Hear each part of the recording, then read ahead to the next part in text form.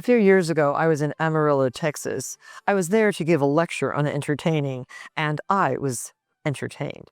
All the cooks in Amarillo get together once a week. I think it's on Tuesday night, and they cook all their favorite dishes and they eat each and every one of those dishes all together. Well, I learned a lot about fried chicken that night. I had tasted the chicken. It was the best I had ever put in my mouth. And I adapted a lot of the techniques that the cooks used for Fried Chicken 101. I'd like to show you my version of Amarillo, Texas fried chicken. First of all, the chicken is always soaked in ice water, and preferably overnight. And the reason for soaking is to leach out any bloody spots from the chicken, any impurities. And the chicken is so white and so tender and so moist after it soaks in the iced water. You can add salt to the iced water too. You should probably add about, to a bowl this size, probably about 2 tablespoons of salt. And then drain the chicken into another bowl. And for another 8 to 24 hours, soak it in approximately 3 cups of non-fat buttermilk. And the buttermilk should cover the chicken. And cover it with plastic wrap. Put it in the refrigerator. The buttermilk is the perfect soaking liquid. The dredging ingredients cling to the surface of the chicken better because of its thick consistency, and the buttermilk also adds a tangy taste, which is added flavor.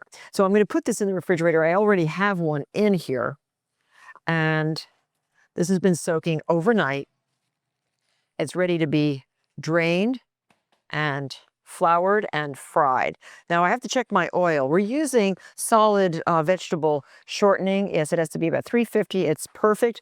I better hurry up and get this chicken ready. If you like it a little bit spicy, stir in about 3 tablespoons of Tabasco sauce before you take it out of the buttermilk.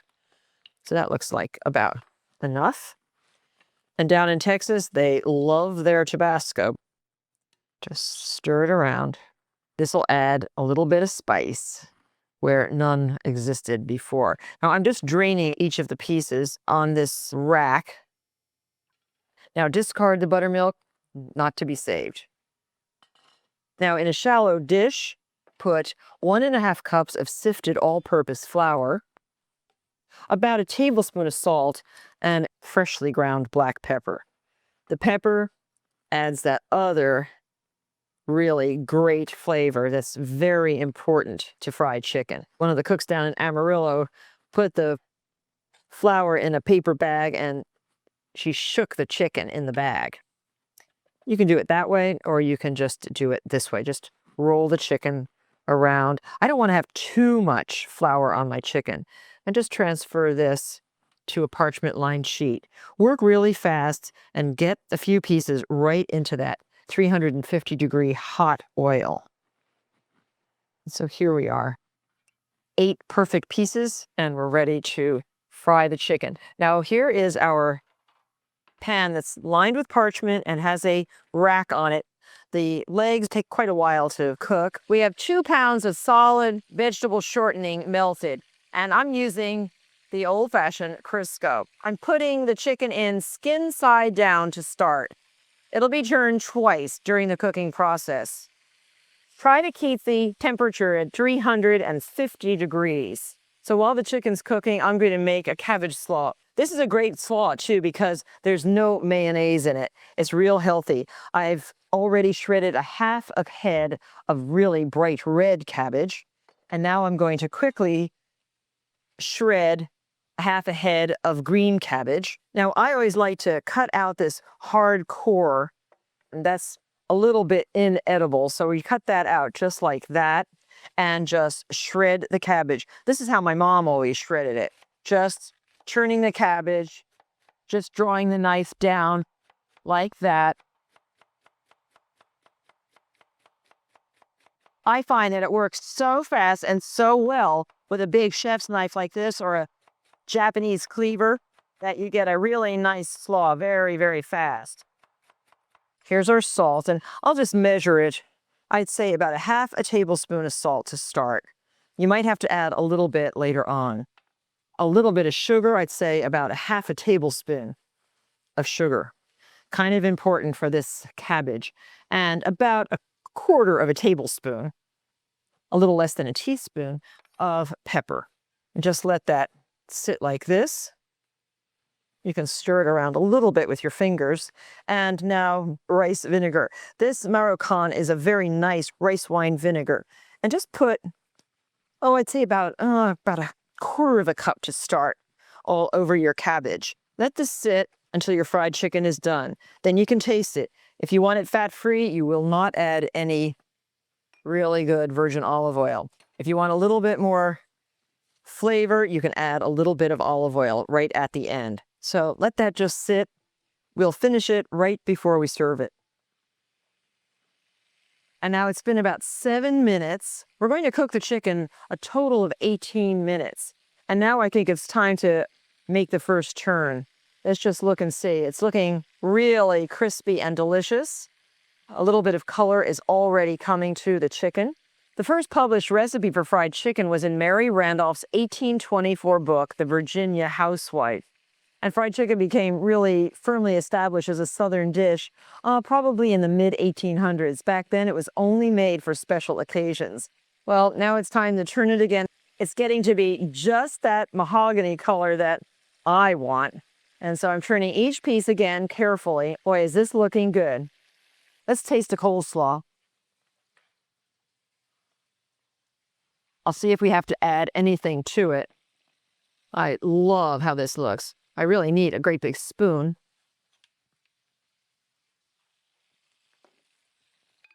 We'll toss it. It's amazing how fast cabbage starts to tenderize with the addition of that salt and a little bit of the sugar. Here we just taste. A little bit more vinegar. So maybe a third of a cup. And just to make it shine, a little bit of olive oil, just a glistening. The chicken is just the right color.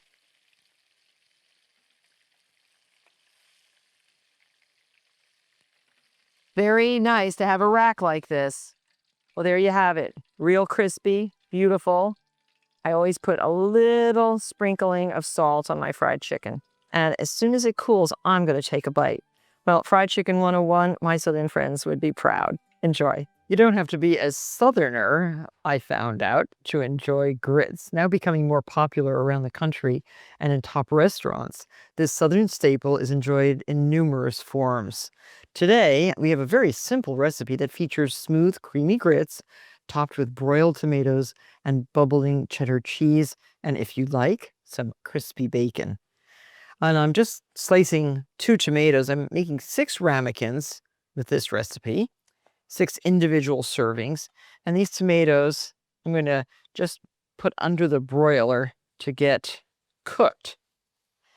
I love broiled tomatoes and make them even tastier by putting a little bit of pepper on top, a little bit of salt, and a drizzle of olive oil. Just a teeny, teeny bit of olive oil. And these will cook slowly under a hot broiler. Now, in this skillet, 2 thick slices of bacon, just cut into little 1/2-inch squares. They'll cook and get crispy. Cooking grits is really easy. Grits are simply dried corn or hominy, a type of corn treated with an alkali and coarsely ground.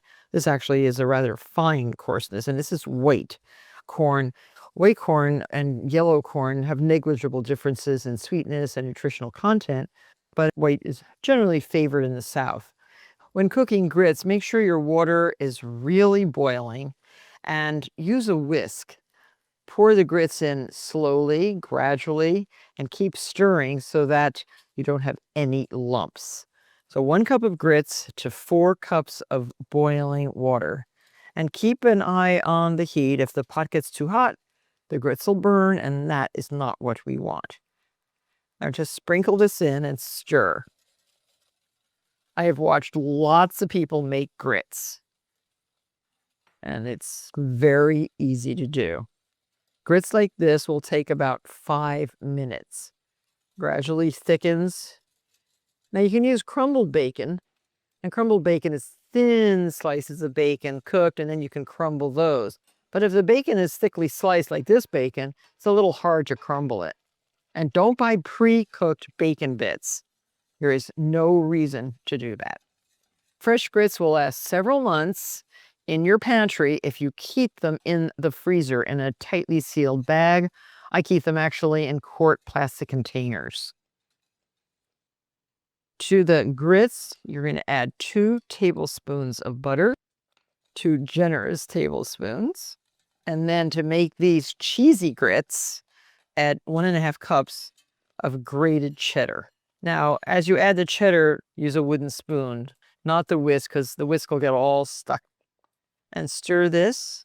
It'll melt right into those grits, making them very, very cheesy. Now, I had added no salt, no pepper. So right now I'm going to add a goodly sprinkling of salt and a smaller sprinkling of pepper. There's the tomatoes. They've just gotten a little bit of color around the edge. Those are going to go on top of the grits. And the grits with the cheese and the butter can sit for a little while. If you want to keep it longer than, half an hour or so, I would put that in a bain-marie of hot water so that they will stay warm. So here is our bacon. Just drain it on a piece of paper towel, a brown paper bag. And now it's time to fill buttered ramekins. Butter because you don't want the grits to stick. And you also add a little bit more flavor to the grits. Okay, I think those are nicely buttered. And spoon in your grits. They look good. Now, grits like this can be served for breakfast. You could put a little pile of grits on a plate and put a fried egg on top and a piece of country ham. That'd be good. Or you can make it a little fancier, as I'm doing, in a ramekin, and this can be served not only for breakfast, but also for lunch. I really got to know a little bit more about grits when I visited my friend Sally down in Tennessee, and she took me to several wonderful stone mills that ground their own grits. It was just amazing to see corn being transformed from the kernel into a grain like this. So just clean up the edges a little bit and put your sliced tomatoes right on top. One has to be vegetarian. Actually, I'll make 2 vegetarian, and the rest can have a sprinkling of this delicious smoky bacon. These look really good. Then grate a little bit more cheese. This is the white cheddar. And sprinkle on top of the tomatoes. Just a half a cup or so. And these will go back under the broiler for approximately 2 minutes. Watch them carefully. This is oven-proof ware, the dishes themselves, but you don't want anything to happen to them under a hot broiler. I think these look good. And just a little bit of pepper. I love pepper. Cheddar's salty enough so you don't have to add any more salt. So, under the broiler for 2 minutes. I hope you'll try this recipe. They're ready. Bubbling, very hot. Oh my gosh, these look great. When I have people over for breakfast or brunch, I like to make biscuits. Biscuits with poached eggs and a little bit of hollandaise sauce is a really good breakfast. Buttermilk biscuits are easy to make, and this is the best recipe I have ever found. If you have a hard time finding buttermilk, and many of us do, I know in my little town I have to special order a quart of buttermilk. You can make your own at home, and the biscuits don't suffer one bit with homemade buttermilk. To 2 cups of whole milk, and this is a 2-cup measure, add about 1/4 of a cup of vinegar. You can use white vinegar, apple cider vinegar, and I have even used Japanese wine vinegar in a pinch. And just add 1/4 cup of vinegar. Pour that into the milk and watch what happens. By the time I finish our biscuits here, this will have turned, curdled into something resembling buttermilk. So exciting. I love it. So I'm going to make half the batch with some herbs and half the batch plain. This recipe calls for 4 cups of all-purpose flour. All of our dry ingredients will be sifted together. Dip and level, that's what it's called. 4 teaspoons of baking powder. And again, I'm going to stress in every single recipe, check for freshness. Make sure your baking powder is absolutely fresh. And because we're using buttermilk, we need to use a little bit of baking soda, 1 teaspoon of baking soda, and 1 tablespoon of sugar. And a heaping teaspoon of coarse salt. Kosher salt's really good. And just sift everything. There you have it. Very easy. Mix that up. And put half of this into your food processor. This whole show is about the use of the food processor just to save you time. And now add your ice cold butter right into the food processor. This is the 2 sticks of butter that you've cut up into 1/4-inch squares and kept chilled in the fridge.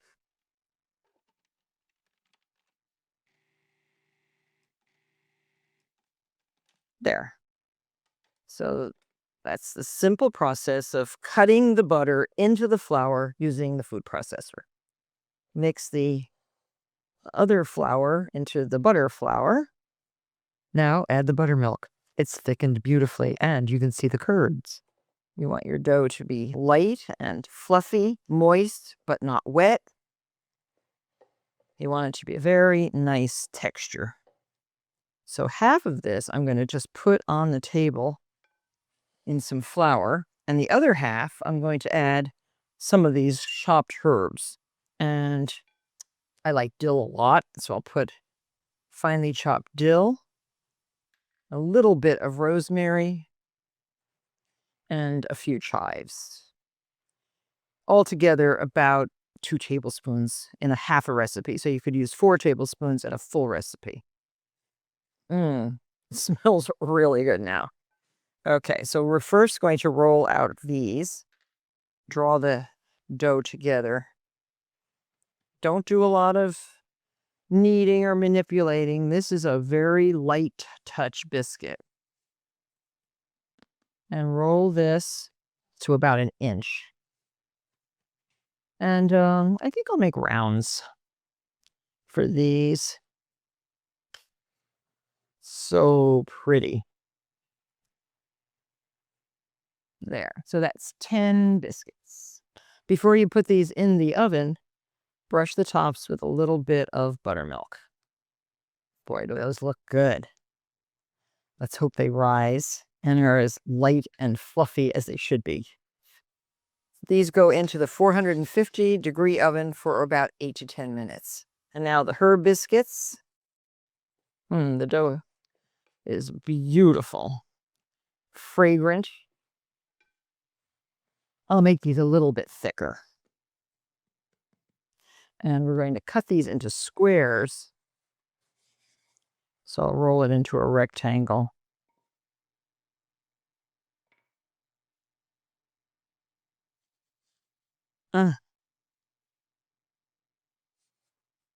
That is a gorgeous biscuit. I think they'd be great with bacon or sausage, a fried egg, some grits, and fried green tomatoes. Red-eyed gravy and grits served with country ham and buttermilk biscuits. What a delicious way to start the day, especially when I'm with my friend Sally LaGrone down in Tennessee, where she lives. And what kind of grits are your favorites? Well, I brought you some grits. I really like the stone ground speckled grits, if you can see here, because it's made from the whole corn, so it's got everything from the great germ Oh, yeah. through the ear of corn. It's so healthy, high in fiber, everything going for it. So slices of country ham that come like this. What a beautiful slice of ham. Is this Gorgeous. again from our friend? That's from my friend Ed Wright, Ed and Wright. that is Wow. a perfect center cut slice. Wow, 2 slices actually. From the Smokehouse of Champions, Ed Rice in Mount Juliet, Tennessee. Take the fat off of that, and what I have done is put a cup of grits to 4 cups of boiling water. Let that come up to a simmer. I added a little salt. I'll add a little pepper. Now, red-eyed gravy, where does it get the name red-eyed gravy from? The intellectual version says it comes from the bubble of the fat. The story says that it Oh, comes... so it looks like a red eye? It looks like a red eye. The story says that it comes from Andrew Jackson, who told one of his cooks who had sort of a whiskey drinking cook who had red eyes, that he wanted gravy as red as your eyes. That sounds like the real thing. But I put a cover on top of my grits partway because they pop up and they can spatter you. Oh, okay. So that's more precautionary than anything else. So you're using the skin and the fat of the ham to make the gravy? And also to fry the ham in, and it renders it down, and your skillet then has just a thin coat of fat in it, and this is what your gravy will come from. So we'll cook that for just a minute, and while I do that, do you want to score the ham? Just score here at the edges, and Prevents it from curling? it keeps it from curling. But see how Can somebody really eat this big a piece of ham for breakfast? there are a few he-men who claim they can. I would love to know how much water they have to drink for the rest of the day after they've eaten that much ham. No, I would actually serve probably at least 3 people with a piece of ham that big. See how I have a nice little thin coat of fat on the bottom of the skillet? Again, I use my fingers. We'll take it. We keep rendering the fat down. I just leave it in here. And what I'll do is cook these about 3 to 4 minutes per side, just so they're nice and lightly done. So should I be doing something with the eggs? If you would like to start the eggs, Are we having scrambled? we're going to have scrambled. Okay. I think scrambled eggs are nice with this because you can have a bite of grits, a bite of ham, and a bite of the eggs, and it's not as runny on your plate. That's just my personal preference. And we brought you my own eggs from the hens you saw this morning. They are so beautiful.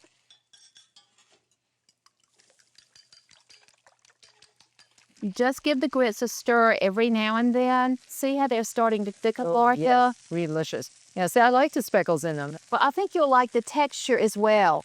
It's a little coarser than the normal grits from the grocery store, but it has a wonderful flavor because it's got the whole kernel of corn in it. I think those ham slices were perfectly done. And do you see why I do the fat the way I do? You've got a nice layer of fat in here, but it's not on your plate when you eat it. A little health conscious on something that is totally unhealthy, but totally delicious.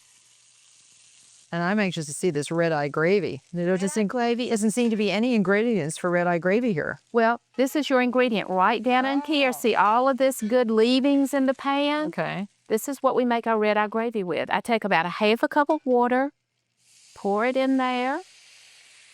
See how the fat all bubbles up, Martha? Yeah. Get the red going.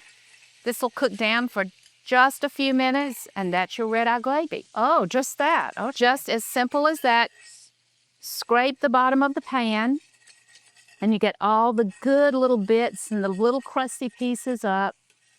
do you like your eggs just done? I like my eggs done. Eggs And are good.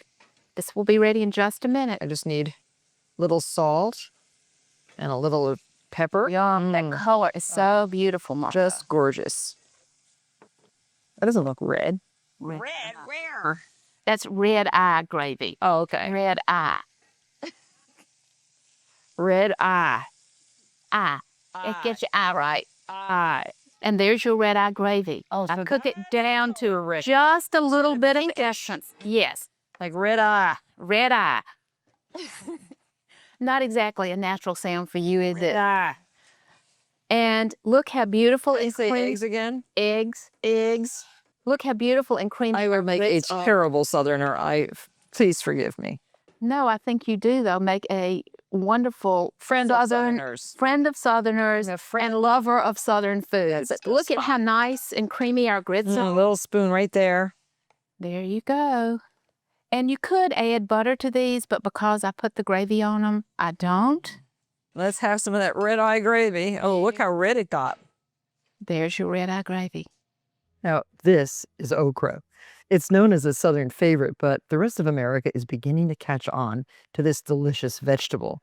Today, I'm going to show you one of the most common and best ways to cook it. If you've never tried okra before, this is a great recipe. Now, it's essential that you get okra that is tender, very nicely colored, no brown spots. It shouldn't be shriveled and it shouldn't be dry. And it should also be able to be cut easily with a knife.